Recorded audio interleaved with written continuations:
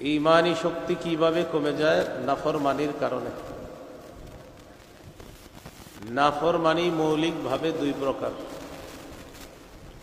তারকুল মা'মুর ওয়া ফি'লুল মাহজুর। এক নম্বর, আল্লাহর আদেশকৃত বিষয়গুলা বর্জন করা পাপ। দুই নম্বর, নিষিদ্ধ বিষয়গুলো করা পাপ। পালনীয় বিষয়গুলা ছেড়ে দেওয়া পাপ, বর্জনীয় বিষয়গুলা করা পাপ। এই হলো পাপ মৌলিকভাবে দুই প্রকার। পালনীয় বিষয়গুলো ছেড়ে দেওয়া পাপ, বর্জনীয় বিষয়গুলো করা পাপ। যেমন সূরা বাকারায় আল্লাহ তাআলা ইরশাদ করেন, ওয়া আকিমুস সালাতা ওয়া আতুজ যাকাত, তোমরা নামাজ কায়েম করো, যাকাত আদায় করো। এগুলো পালনীয় বিষয়, এগুলো বর্জন করা পাপ। সূরাতুল হজ ৭৭ নম্বর আয়াতে আল্লাহ বলেন, ইয়া আইয়ুহাল্লাযীনা আমানুরকাউ ওয়াসজুদু ওয়া'বুদু রাব্বাকুম ওয়াফআলুল খায়র। হে ঈমানদারগণ, তোমরা রুকু করো, সিজদা করো, তোমাদের রবের ইবাদত করো, ভালো কাজ করো। লাআল্লাকুম তুফলিহুন, যাতে তোমরা সফল হও। আল্লাহ তাআলা রুকু করার আদেশ করেছেন, সিজদা করার আদেশ করেছেন, ইবাদত করার আদেশ করেছেন, ভালো কাজ করার আদেশ করেছেন। এগুলো পালনীয়, এগুলো বর্জন করা পাপ। আর বর্জনীয়গুলো করা পাপ। যেমন সূরা আলী ইমরানের ১৩১ নম্বর আয়াতে আল্লাহ বলেন, ইয়া আইয়ুহাল্লাযীনা আমানু লা তা'কুলুর রিবা। হে ঈমানদারগণ, তোমরা সুদ খেও না। আল্লাহ তাআলা সুদ খাইতে নিষেধ করেছেন। তাহলে এই নিষেধটা করা পাপ, আদেশগুলা ছাড়া পাপ, আর নিষেধগুলা করা পাপ। আল্লাহ আমাদেরকে দুই প্রকার পাপ থেকে হেফাজত করেন। নিষিদ্ধ পাপ 4 প্রকার।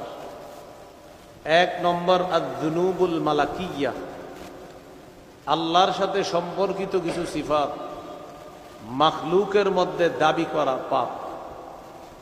যেমন রুবুবিয়্যত বা লালন পালন করার সিফাত হলো আল্লাহর। মাখলুক যদি দাবি করে সে রব, এটা নিষেধ, এটা পাপ। যেমন ফেরাউন দাবি করেছে, আনা রব্বুকুমুল আ'লা, আমি তোমাদের সবচেয়ে সম্মানিত, সবচেয়ে মহান, সবচেয়ে উঁচু রব। বলি নাউযুবিল্লাহ। বলেন তো, লালন পালন করার সিফাত কার? খালেকের এই সিফাত মাখলুক দাবি করা, এটা নিষেধ, এটা পাপ। হাদিসে কুদসির মধ্যে আল্লাহ বলেন, আল কিবরিয়াউ রিদাই, অহংকার, বরত্ব আমার চাদর। আমার চাদর নিয়ে তোমরা টানাটানি করবা না। বরত্ব হলো আল্লাহর চাদর। মাখলুক যদি এটা নিয়ে টানাটানি করে, এটা মাখলুকের জন্য পাপ, এটা নিষেধ। এই হলো 1 নম্বর পাপ। 2 নম্বর নিষিদ্ধ পাপ, আয-যুনুবুশ শাইতানিয়্যা, শয়তানের সাথে সম্পর্কিত পাপ। যেমন হাসাদ বা হিংসা করা। সর্বপ্রথম হিংসা করেছে ইবলিস।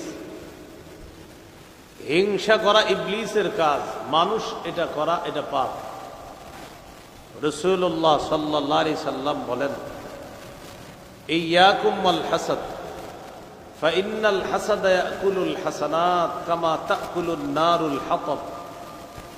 তোমরা হিংসা থেকে বাঁচো। হিংসা এমন একটা গর্হিত অপরাধ,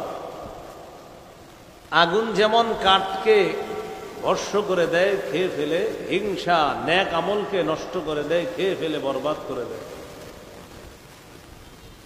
একটা হলো আল্লাহর সাথে সম্পর্কিত সিফাত, মাখলুক দাবি করা পাপ। আরেকটা হলো ইবলিসের বৈশিষ্ট্য, এটা মানুষের মধ্যে আনা পাপ। 3 নম্বর, আয-যুনুবুস সাব'ইয়্যা, জুলুম করা, নির্যাতন করা, দুর্বলের উপর আক্রমণ করা পাপ। দখলদারি করা, চাঁদাবাজি করা পাপ, নিষিদ্ধ। লেনদেন করার সময় ইচ্ছা করে কাউকে একটা জাল নোট আপনি দিয়ে দেওয়া, এটা নিষিদ্ধ, এটা পাপ। ক্রেতাকে 1 কেজি আপেল দেওয়ার সময় ধোঁকা দিয়ে একটা আপেল কম দিয়ে দেওয়া, এটা নিষিদ্ধ, এটা পাপ। যে কোনো জিনিস অন্যায়ভাবে উল্টাভাবে করা, এটা পাপ। মানুষকে এইভাবে কষ্ট দেওয়া, এটা পাপ, এটা নিষেধ। 4 নাম্বার আদ-দুনুবুল বাহিমিয়া, পশু সুলভ কিছু আচরণ আছে, এগুলা মাখলুকের মধ্যে আনা পাপ। কুকুর রাস্তাঘাটে একটা কর্ম করে ফেলে, সবার সামনে এই কর্মটা করে, এটা মানুষ করা, এটাকে বলা হয় ব্যভিচার, জিনা। এই ব্যভিচার আর জিনা, এটা কোরআনের ভাষা, ইসলামের ভাষা, এটা অন্যায়, এটা শাস্তিযোগ্য অপরাধ। কিন্তু আমাদের দেশের একদল নারী ইসলাম সম্পর্কে অজ্ঞ, যারা একটা আইন পাশ করার জন্য চেষ্টা করেছে।